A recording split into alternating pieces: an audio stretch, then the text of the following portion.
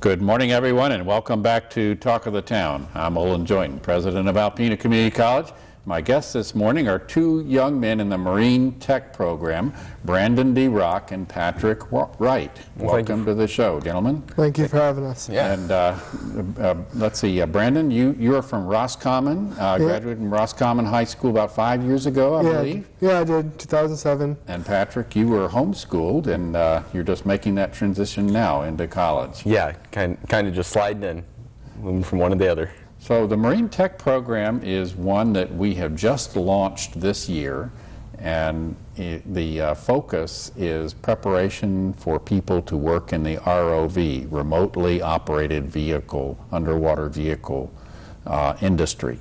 And the applications for these ROVs are just all over the place. Brandon, what do you know about how these instruments of technology will be deployed? Well, they can be used in anything from the oil and gas industry on the oil rigs, and they go down and check pipelines, and they are also different versions of ROVs, and they have each their own little individualized and personal use. And they're also used a lot for science and research, environmental monitoring, ocean acidification, I believe, is one of the issues in the Great Lakes. You took a Great Lakes issues course this summer, didn't you, Patrick? That was one of the courses that we had from ACC that they put on. They actually brought Professor Jensen from Pennsylvania up to actually teach these classes. He's a world-renowned expert on the Great Lakes and maritime issues, and came up and helped us a great deal on that and opened up a lot of doors and windows for us to take a look at. So ROV is kind of a big deal in Alpena. We have the ROV competition for the junior high and high school students over at the Plaza Pool. I know that attracts a lot of attention, and then now the college in collaboration with the National Marine Sanctuary launching this program. By the way, for the audience, the funding for this came from a Department of Labor training grant that Dean of Workforce Development, Don McMaster, was able to acquire for us and get the training set up. But we have a couple of our faculty members, David Cummins and Jim Burles, who have joined the program, and actually they're learning some of the stuff as they go along. Was either Jim or David a classmate of yours?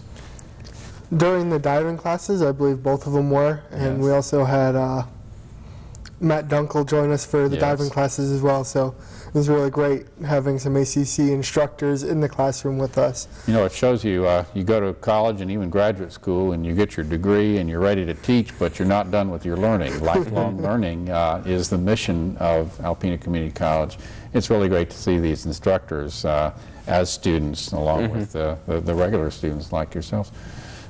Patrick, how did you find out about this program, and what motivated you to start in it? Originally, I was looking at enlisting in the Navy, and I needed, since I was homeschooled and having difficulty enlisting, I decided to go to college and get the college credits so that I could transfer them into the Navy. But the Marine Tech program came up. I was already a certified diver, and I had a great interest in the water and playing with engineering and designing and operating ROVs.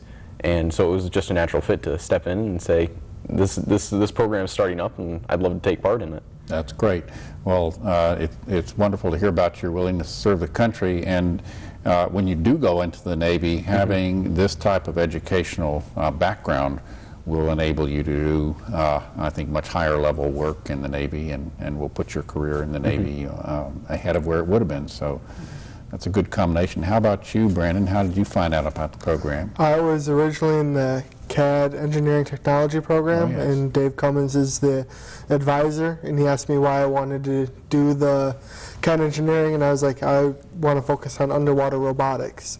And he's like, that's interesting because there's a new program I'm working on. Just so happens. Yeah, just so happens. And he's like, there's it's marine technology with a focus on remotely operated vehicles. And what a great coincidence, or maybe it was destiny. Yeah, can't argue with it. I mean, it came at just the opportune time.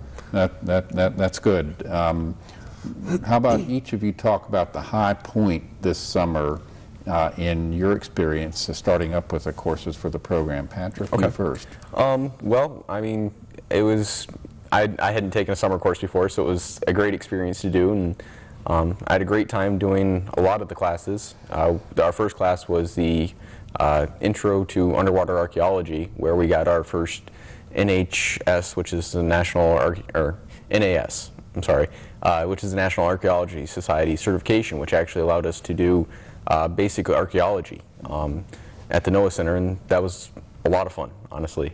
We got to do a lot of the mapping of the shipwrecks and learning how to map those, draw up site plans, and just learning about how much history and how the building of the ships. And because with the Thunder Bay Marine Sanctuary, there's so much emphasis on preserving these wrecks that... So you actually got in the water and did some mapping and photographing and yes, we did. Research on the we actually got to go out and... That's great. After doing that, and we got to go out and look at ships and see the parts and all that. So how about the high point for you, Brandon?